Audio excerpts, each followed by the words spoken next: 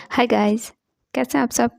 Guys, आज हम जो आपको स्टोरी सुनाने जा रहे हैं उसका नाम है बाबू का दर्दनाक खतना। गाइस, स्टोरी स्टार्ट करने से पहले एक बात बता दूं कि मंडे को भी स्टोरी अपलोड होगी, तो आप सब स्टोरी देखना बिल्कुल ना भूलिएगा सुबह 10:30 बजे। और आज की ये स्टोरी हमें पिंकी परवीन ने मेल किया था और कहानी है पप्पू की, जिसका खतना शकीला नर्स ने किया था। पप्पू को उसके घर वाले प्यार से बाबू बोलते थे। अगर आप मेरे चैनल पर नए हैं तो चैनल को सब्सक्राइब कर लें और पास में लगे बेल आइकन को भी प्रेस कर दें ताकि हमारे हर नए वीडियो की नोटिफिकेशन आपको मिलती रहे। और सोमवार को 10:30 बजे वीडियो अपलोड होगी स्टोरी की, तो आप सब देखना बिल्कुल ना भूलिएगा। पप्पू 14 साल का बहुत ही बिगड़ा हुआ लड़का था। उसके माँ बाप नहीं थे। पप्पू अपने भाई और भाभी के साथ रहता था। पप्पू का बड़ा भाई अक्सर काम के चक्कर में बाहर रहता था और पप्पू की भाभी उससे बहुत परेशान थी, क्योंकि पप्पू सारा दिन आवारागर्दी करता और गुटखा भी खाता था।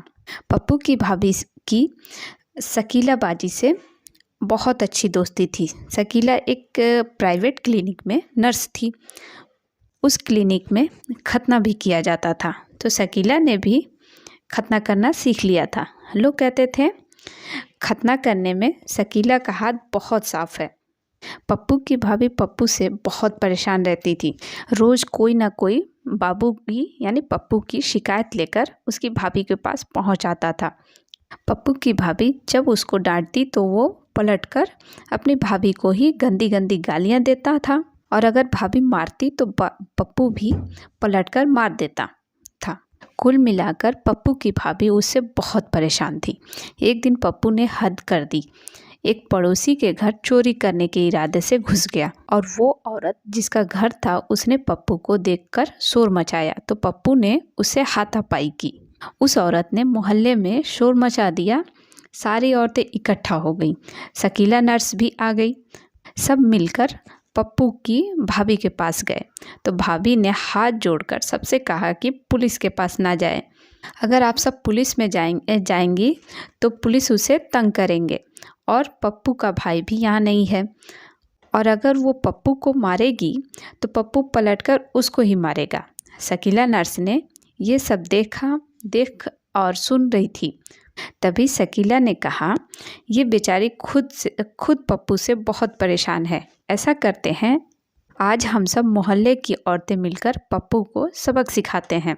ऐसा सबक कि पप्पू दोबारा अपनी भाभी से ऊंची आवाज़ में बात भी ना कर सके, उसके दिल में खौफ बैठ जाए। पप्पू की भाभी मान गई, मगर फिकर से कहा कि कहीं पप्पू तुम सब पर हमला ना कर दे।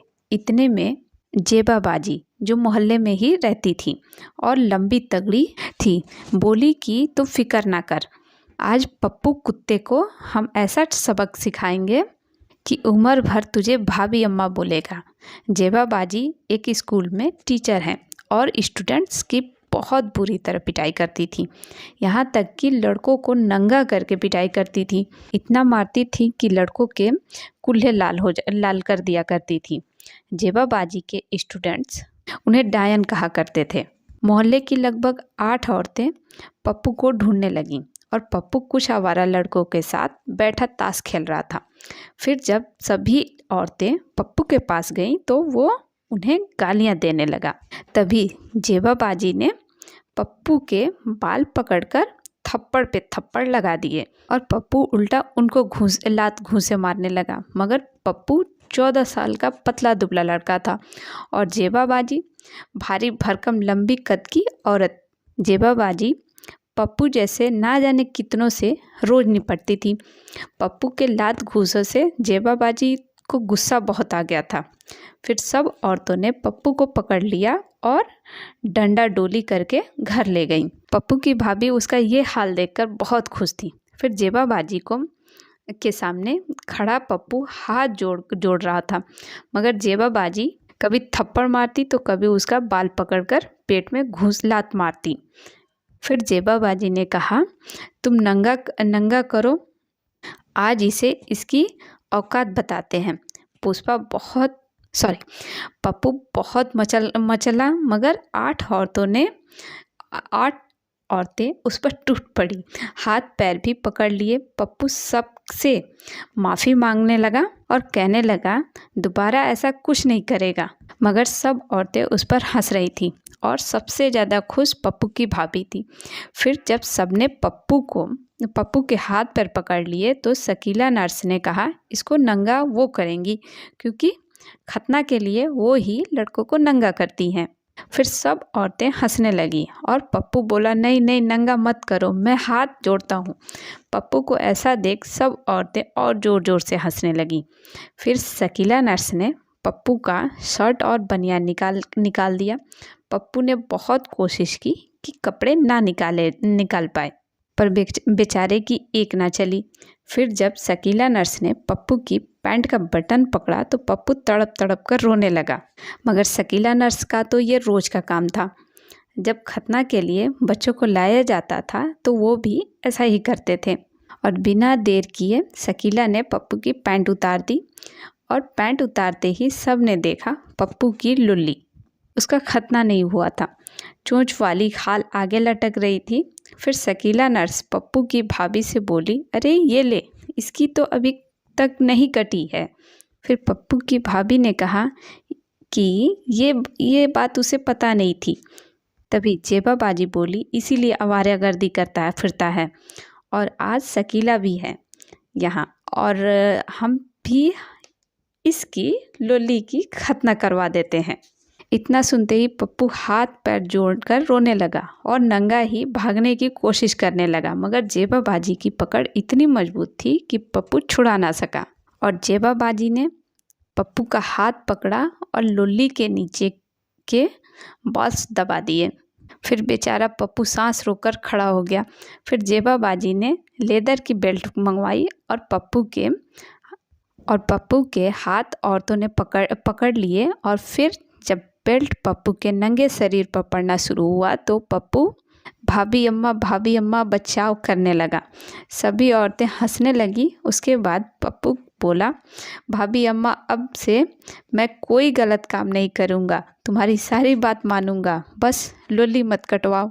इतना सुनकर पप्पू की भाभी को गुस्सा आया और वो बोली, साले हरामखोर, आज मैं तुझे भाभी अम्मा दिख रही हूँ, कल तक तो गालियाँ देता था।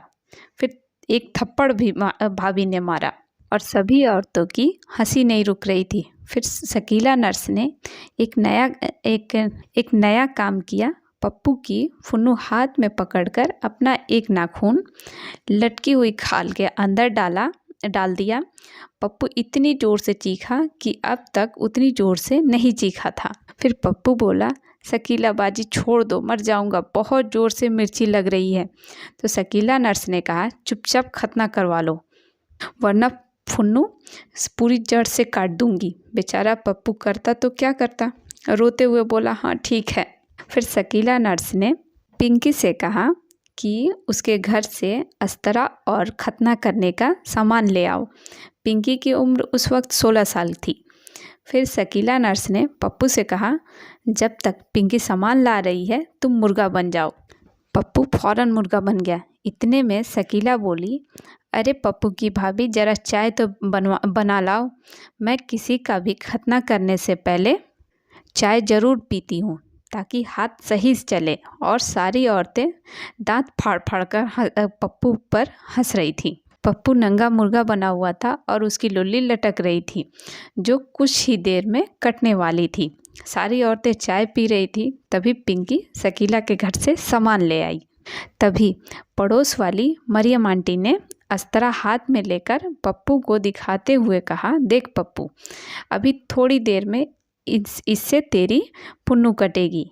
इतना बोलकर हंसने लगी। फिर जैसे ही चाय पीकर शकीला और जेबा बाजी खड़ी हुई तो पप्पू से कहा कि चलो सीधे खड़े हो। फिर पप्पू सीधा खड़ा हो गया और मरियम अपी के हाथ में अस्तरा देखकर पप्पू ने पेशाब कर दिया। सारी औरतें देखकर फिर से हंस पड़ी। उसके बाद शकीला नर्स ने पप्पू से कहा, चलो अब सीधा लेट जाओ और अगर ज़्यादा हिला डुला तो अपनी फुन्नू से हाथ धो बैठेगा। अब पप्पू करता भी क्या, बेचारा सीधा लेट गया और जेबा बाजी ने पप्पू का हाथ पकड़ लिया और मोहल्ले की एक औरत ने उसका पैर। टोटल 4 औरतों ने पप्पू का हाथ पैर पकड़ा हुआ था। इस वक्त पप्पू की हालत हलाल होते हुए मुर्गे की तरह थी। बेचारा कुछ नहीं कर सकता था तड़पने के सिवाय। फिर शकीला नर्स ने इंजेक्शन लगाया और पप्पू की फुन्नू में।